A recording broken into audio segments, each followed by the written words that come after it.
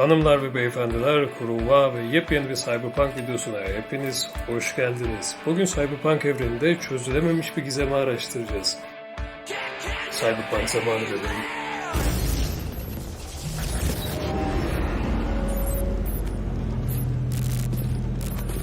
Wake the fuck up, samurai. We have a city to burn.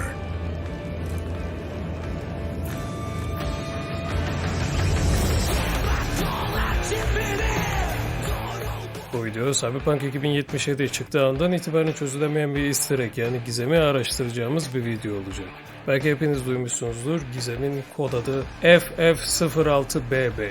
Bu gizemi araştıran onlarca içerik üreticisinin, kurulan Reddit sayfalarının ve Cyberpunk hayranlarının araştırmalarının bir arada toplandığı bir videoyla karşınızdayım. Dilerseniz videoya geçelim. Bugünkü konumuz, videonun başında da söylediğim üzere, Cyberpunk 2077'deki sırrı çözülemeyen bir easter egg'e ait. Bu easter egg'in kod adı FF06B5. Bu easter egg'i çözmek için yabancı içerik üreticileri teoriler üretiyor. Büyük Reddit sayfaları kuruluyor ve herkes toplanıp bu kodun ve easter egg'in gizemini açığa çıkartmak için canını dişine takıyor. Hatta yaklaşıp yaklaşmadıklarını teyit etmek için Cyberpunk 2077 canlı yayınlarında sürekli FF06B5 hakkında sorular soruyorlar ama nafile. Gelin bu ilginç ve beyin yakan easter egg'i biz de biraz yakından inceleyelim. Cyberpunk 2077'nin açık dünyasında çeşitli noktalarda bulunan heykeller var ve bunların bazılarının altında bir kod var. Bu kodda başta bahsi geçen FF06B5. Bu heykellerden oyun içinde toplamda 8 adet bulunuyor. 6 adet oyunun ilk çıktığı günden bu yana olmasına rağmen kalan 2 tanesi ise 1.5 güncellemesinden sonra oyuna eklenmiş durumda. Ama bu heykellerin sadece 2 tanesinde bu sırra adını veren kod FF06B5'e sahip. Kod bulunan heykellerden biri Corpo Plaza'nın önündeyken diğeri de Arasaka deposunda bulunmakta. Başta ne kadar açık dünyayı çeşitlendirmek için koyulmuş görsel bir şey olarak gözükse de olayın çok daha derin bir sır içerdiği belli. Çünkü oyuncular bu sorularını başta dediğim gibi Cyberpunk 2077'nin geliştiricilerine yönelttiğinde çok üstü kapalı bir cevap aldılar. Oyuncuların da dikkatini çeken nokta tam da bu oldu. Madem sadece görsel bir şeyse ve arkasında yatan bir gizem yoksa neden bize bunlar sadece açık dünyayı çeşitlendirmek için koyulmuş görsel dekorasyonlar demek yerine bu kadar saklanıyor. Oyuncular ve kurdukları subredditleri tam da bu noktada olaya daha da odaklanmış şekilde araştırmaya devam etmeye başladılar. Tam da bu noktada Reddit kullanıcıları FF06B5'in bir hex renk kodu olduğunu fark ettiler. Sonrasında bununla bağdaştırabilecekleri bir ipucu aramaya başladılar ve 1.5 güncellemesi ile gelen evlerden birinde ellerinde aynı renk koduna sahip orblar tutan bir heykel fark ettiler. Daha önce de bu heykellerden en ihtişamlı olanını Misty'nin dükkanında heykelin karşısında meditasyon yaparken görmüştük. Corpo Plaza'nın önündeki heykelde de sürekli meditasyon yapan 3 tane monk duruyor ve bu monkların diğer monklardan farklı olarak ellerinde mühür taşıyan bir yüzüğe sahip olduğunu fark ettiler.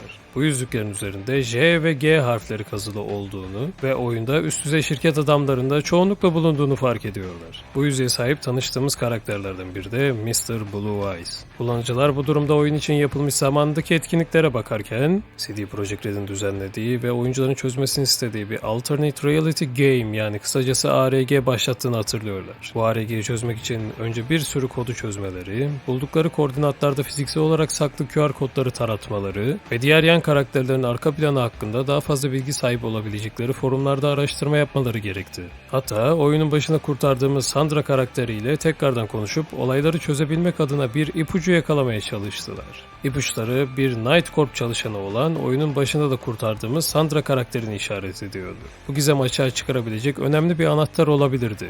Ve sonunda da Netwatch adlı bu siteye ulaştılar. Netwatch'ın içinde saklı olan ipuçları ile sitenin arşivlerine giden bir link keşfettiler. Fakat bu arşivlere bakabilmeleri için bir kullanıcı adı ve şifreye ihtiyaçları vardı. Ama maalesef ki kimse şimdiye kadar bu kullanıcı adı ve şifreyi bulamadı. Bu da Sandra görevini yaparken çalmamız istenen çipe dikkatimizi çekiyor. Çipin isminin Carpe Noctem operasyonu olduğunu ve Night Corp şirketinin bir bilgisi olduğunu fark ediyoruz. Bu şirket aynı bir virüs gibi hareket eden ve insanların bilinçaltına önemli ölçüde etkileyen bir yapay zeka prototipi tasarlıyor. Söylediklerine göre de ilk denemeleri başarılı olmuş. Ekranda da gördüğünüz üzere CN07 yapay zekası öncelikli olarak düşük güvenlik sistemine sahip insanların çiplerinde denenmiş. Ve insanlar bir deneyin parçası olduklarını fark etmemişler bile. Bu deneyin amacı, deneklerin bilinçaltına yaşanmamış anılarını yükleyip onları yönlendirerek belirli komutlar yaptırmak. Nitekim ki yapay zeka başarılı olduğu ve odaklandığı HK13 kod adlı deneyin üzerine yoğunlaşıldı. HK13 başta kibar, anlayışlı ve etrafındakilerle iletişim kurmakta zorlanmayan birisiydi. Fakat bilinçaltı kontrolünün uzun sürede olmasından sonra HK13 psikopatça davranışlar sergilemeye ve küçük bir tartışmada dahi çalışma arkadaşlarından birini boğup tesisin 16. katından atladığı sapт edilmiş. Yani Night Corp şirketinin bu geliştirdiği bilinçaltı kontrol yapay zekası çalışıyor ve asıl hedefe kuracaklarını söylüyorlar. Paralez görevi de tam da bu noktada oyuncuların aklına geliyor. Night City'nin başkan adayı olan Paralez'in görevinde evlerine gizlice giren biri hakkında yardım ediyoruz. Paralez'in dediğine göre eve giren kişi başkan adayı Paralez'e ateş etmiş ve vurulup yere düşmüş. Fakat Paralez'in vurulduğunu söylemesine rağmen hiçbir yara veya iz göremiyoruz. Eve araştırmaya devam ederken bir noktada kendi güvenlik ekiplerinin onları izlemek için gizli bir odaya sahip olduğunu buluyoruz. Ve Bayan Paralez dayanılmaz bir baş ağrısı ile odadan çıkıyor. Biz de bu güvenlik ekibinin peşine düşüp aslını öğreniyoruz. Bu güvenlik ekibi Paralezlerin beyin dalgalarını veri olarak saklayıp aynı Night Corp şirketinin geliştirdiği CN07 yapay zekasının da yaptığı gibi hiç yaşamamış anıların bilinçaltlarına yüklemek ve eylemlerini kontrol etmek gibi deneyler yapıyorlar. Bu bilgileri Paralez'e söyledikten sonra inanmıyor ve bir de üstüne bizi işten kovuyor. Olay Night Corp şirketinin geliştirdiği CN07 yapay zekası ile bir rastlantı olmayacak kadar birbirini doğruluyor. Bu da bizi FF06B5 heykelinin önünde meditasyon yapan monklara yöneltiyor. Onların sahip olduğu JB yüzüklerin aynısı Paralez'in ve o görevde bizi uzaktan izleyen Mr. Blue Eyes karakterinin de elinde görüyoruz. İşte bu da yüzüklerin FF06B5'in ve Night Corp şirketinin bu konuyla ilgili birbirine bağlantılı olduklarını düşündürüyor bizlere. Cyberpunk 2077'de FF06B5 gizemini ilerletecek ipucunu başka bir CD Projekt Red oyunu olan Witcher 3'te bulduk.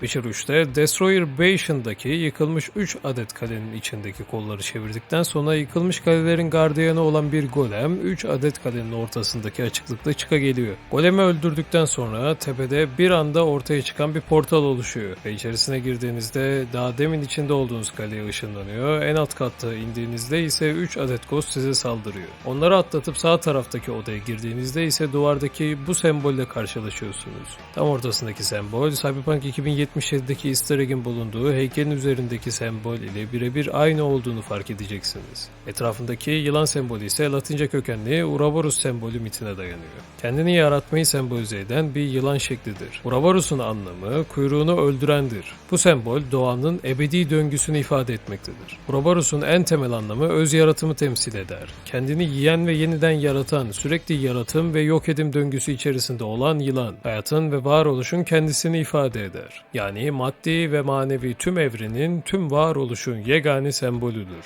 Sembolün yanlarındaki kazılı harfleri ise Witcher alfabesinden yardım alarak çevirdiğimizde verdiği harfler bunlar oluyor. Bu harfler ve semboller Cyberpunk 2077'deki FF06B5'in ilk hali gibi duruyor aslında. Bu sembolü çoğunlukla Witcher'daki vampir görevlerinde görüyoruz. Bu sembolü ayrıca tanıştığımız üst seviye vampir locasındaki vampirlerde ve Witcher evreninde vampir ve insan dünyasını birbirinden ayıran geçitte de bu sembolü görmemiz mümkün. Yani Witcher 3'teki vampir locası Cyberpunk 2077'deki sırrı aydınlatmak için önemli bir rol oynayabilir. Ayrıca Cyberpunk 2077'de Mor Orak Radyosu'nda DJ Maximus Mike, Night City'deki şirketlerin yanlışlarını ve diğer çeşitli unsurları hakkında gizemlerini açıkladığı bir program yapıyor. Buradaki DJ Maximus Mike karakterini seslendiren kişi Cyberpunk evreninde yaratıcısı olan Mike Poddsmith. Mor Orak Radyosu'nda DJ Maximus Mike'ın sunduğu bir programda ise Night City'deki yönetici konumunda olan Arasaka ailesinin neden çok fazla yaşadıkları hakkında bir konuşmasında onların vampir olabileceğini ve dünya vampirler tarafından yönetildiğini söylüyor. Aynı sözleri Night City'de deli diye yanından geçip gittiğimiz peygamber Gary de çoğunlukla söylüyor. Muhtemelen yeni çıkacak Cyberpunk 2077 Phantom Liberty DLC'si ve CD Projekt Red'in çıkaracağını duyurduğu yeni Cyberpunk oyunu ile bu gizemi tamamıyla aydınlatacak yeni bilgiler öğreneceğizdir. Ama şu kesin ki Witcher ve Cyberpunk evreni bir noktada birbirine bağlı. Bu gizemin dışında CD Projekt Red yeni bir Witcher Witcher üçlemesi yapacaklarını ve üzerinde çalışmaya başladıklarını duyurdu. Bu üçleme ilk Witcher oyunlarından bağımsız yeni bir üçleme olacakmış. Ayrıca asıl bizi ilgilendiren konu Cyberpunk'ın devam oyunu duyuruldu.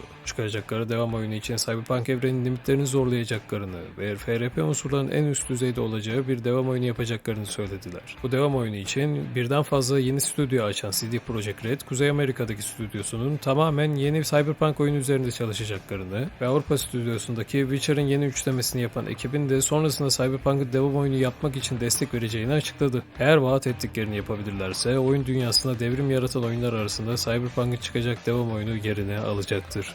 Şimdilik FF06B5 gizemi hakkında Red kullanıcılarla birlikte bulabildiğimiz bilgiler bu kadar. Daha fazla bilgi buldukça sizlerle paylaşmaya devam edeceğim. Part 2 videosunu ve gizemin devamını araştırmamı istiyorsanız videoyu beğenmeyi, gizem hakkındaki teorilerinizi veya video hakkındaki fikirlerinizi yorumlarda belirtmeyi, çanı açıp abone olmayı unutmazsanız çok sevinirim. Bir sonraki Cyberpunk videosuna kadar görüşmek üzere dostlar. Esen kalın.